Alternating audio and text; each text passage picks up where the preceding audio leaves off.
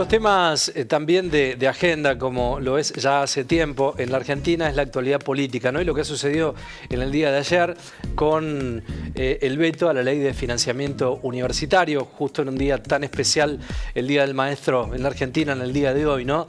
Estas inconsistencias, estas cuestiones que tiene el gobierno, que ha ratificado el rumbo, no haciendo oídos sordos al resultado de las urnas del fin de semana en la provincia de Buenos Aires, y también vetó la ley en emergencia pediátrica. Una circunstancia que lo llevó a esta condición, ¿no? Al presidente Milei y a todo su gobierno, a esta derrota estrepitosa el fin de semana por casi 14 puntos. No solo que mantiene la postura, sino que ratifica todo lo que ha hecho, ¿no? Respecto a esta ley que había sido votada en diputados. Estamos hablando de la ley de financiamiento universitario. Hizo caso omiso. Es un gobierno que avanza con vetos y también con muchísima motosierra. Un gobierno que tiene vetocracia, ¿no? Por lo que vamos analizando semana a semana, a partir de lo que el Congreso dictamina, ¿no? En una estructura democrática que tiene la República Argentina. Bueno, y allí está, ¿no? Nuevamente vetando una ley que es columna vertebral en la Argentina, metiéndose con la educación. Y claro, se ha armado un revuelo, una marcha muy importante en todo el país federal educativa, ¿no? Porque podemos estar de acuerdo respecto a algunas situaciones que tienen que ver fundamentalmente con las auditorías. El tema es el cómo, ¿no? La brutalidad del cómo ejecuta este gobierno las acciones. Fue entrevistado después de unos días de no aparecer en medios de comunicación, el vocero Manuel Adorni. No lo habíamos escuchado con la vehemencia que él tenía habitualmente de expresarse todos los días, justificando, ¿no? De alguna manera el veto también a otra de las emergencias, a emergencia pediátrica. Esto decía esta mañana el vocero presidencial.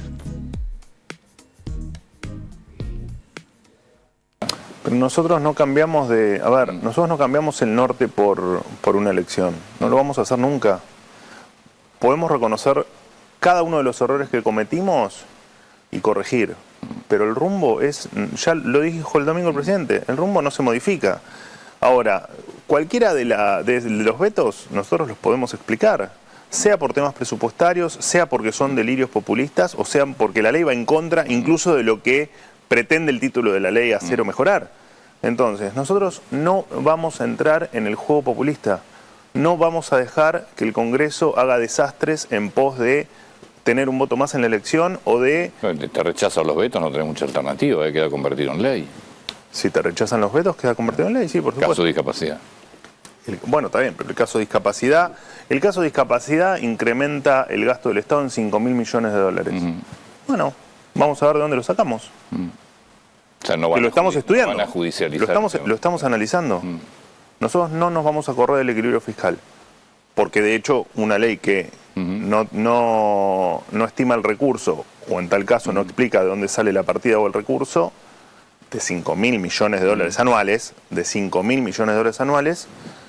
es inviable, es absolutamente inviable. Así que estamos analizando a ver cuáles son los pasos a seguir. ¿Cómo van a hacer para negociar? El Garrahan, cuando nosotros tomamos el Garrahan, era un desastre. No había planificación en compras, había deudas millonarias con obras sociales, tenías cargos militantes por donde se te ocurra.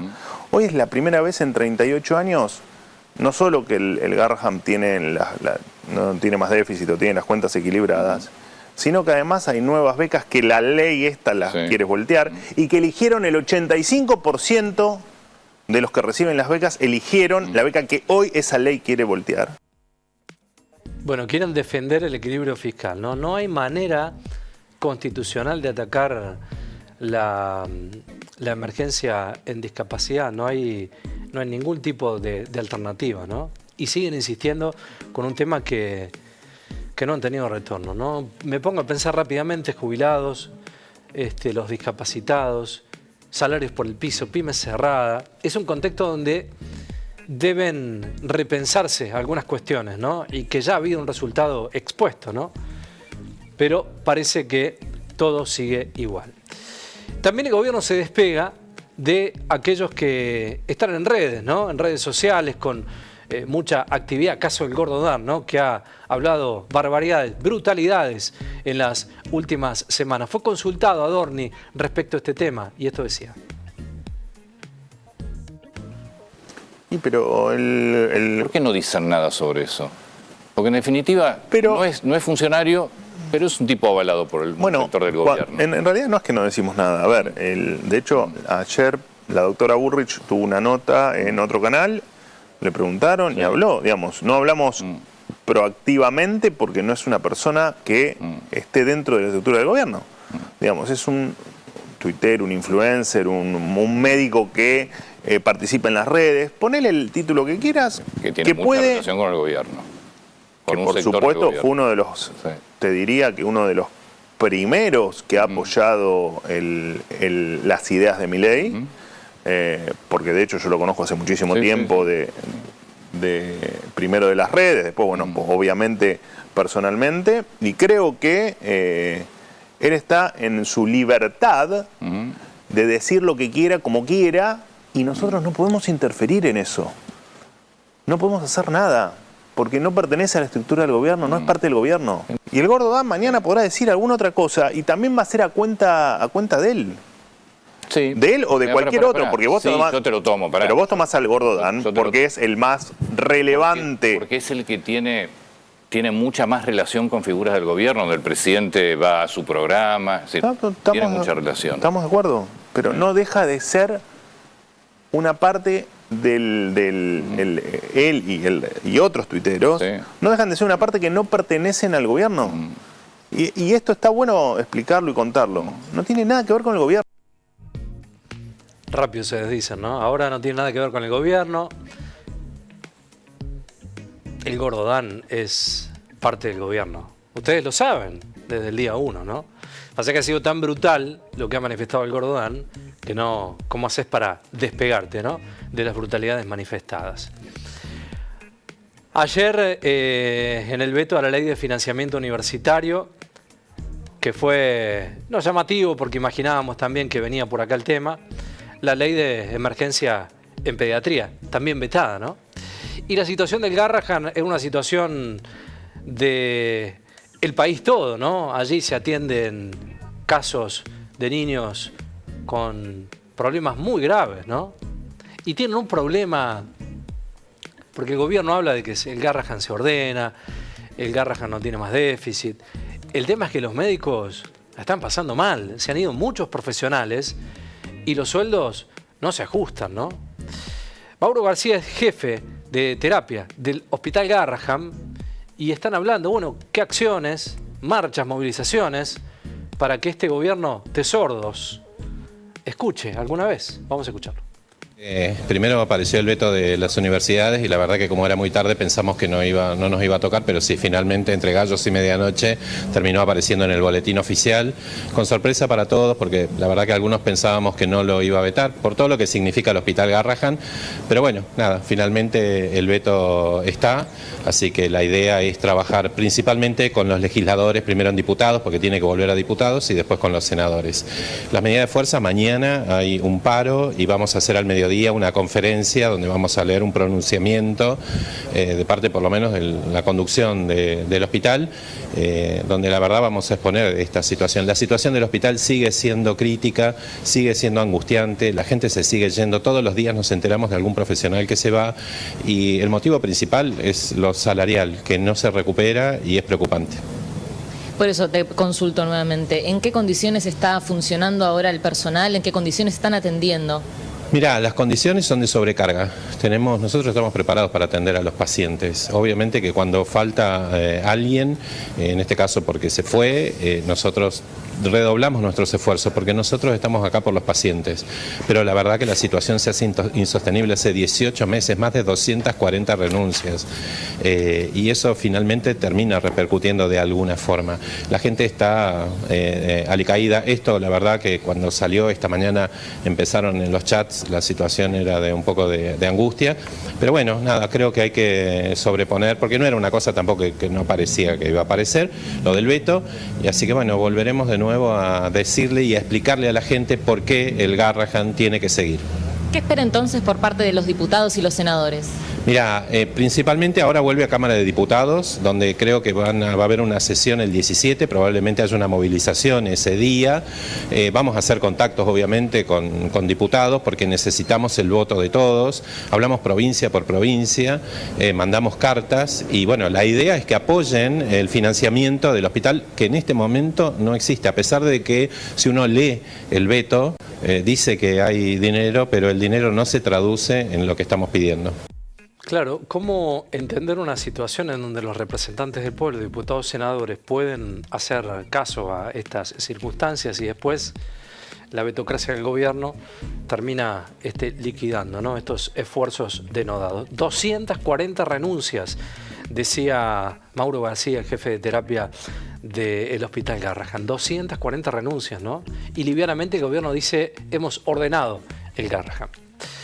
Vamos a ir, les cambio un poquito el orden, compañeros, vamos a ir con Franco Bartolacci, ¿no?, que es el rector de la Universidad Nacional de Rosario, porque esta es otra de las cuestiones también que se analizan, ¿no?, respecto al veto de la Ley de Financiamiento Universitarios. Otro de los sectores que ha sido golpeado y fuerte.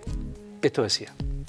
Franco, uno de los argumentos del gobierno, de hecho el vocero Adorni esta mañana lo repitió, es que vetan estos financiamientos porque justamente el proyecto de ley no incluye de dónde se sacaría el dinero para refinanciar las universidades, ¿no? Esta cosa de dónde vamos a sacar la plata, dice el gobierno. ¿Qué responden a eso? ¿Y de dónde salen los recursos para incrementar en más de un 1000% el presupuesto de los servicios de inteligencia? ¿Quién lo decidió? ¿Dónde se discutió? ¿Dónde están esos recursos que sobran para destinar a la CIDE y no para destinárselos al Garrahan, a los discapacitados o a la universidad pública? A mí, concédanme el beneficio de la duda cuando se hace esa afirmación. Claro. Porque si yo viera que efectivamente hay restricciones en todos los aspectos, bueno, sentémonos en una mesa y en ese contexto difícil veamos qué sí, qué no, cómo hacemos, cómo resolvemos cada problema. Esa es la voluntad de siempre del sistema universitario. Nosotros venimos advirtiendo esta situación hace 2 años porque no queríamos llegar hasta acá. Claro. Ahora, cuando vos ves que te dicen que no hay para el Garrahan, no hay para discapacitados, no hay para jubilados, no hay para universidades, pero aumenta más del 1000% los fondos de los servicios de inteligencia, o pasan las cosas que pasan, que estamos viendo en estos últimos meses, y bueno, quiere decir que no es que no hay recursos, sino que no se quieren destinar esos recursos a estas cosas, y esa es una situación bien distinta. Entonces, pongamos la discusión en ese contexto y digamos por qué sí hay que poner acá y no en otros lugares, porque esta es de las cosas importantes que hay que cuidar. Y lo segundo es la educación, muchachos, y esto va para toda la política, porque la política se llena la boca hoy y muchas veces, la mayoría de las veces, hablando de lo importante que es la educación, pero después cuando hay que ir a los bifes, cuando hay que hacer cosas para que la educación esté bien, hay que destinar los recursos, hay que pagarle bien a los docentes, hay que jerarquizarla como política pública, se hace bastante poco. Muy bien, allí estaba Bartolacci respecto a la asignación de las partidas de los fondos, ¿no?, dónde finalmente va.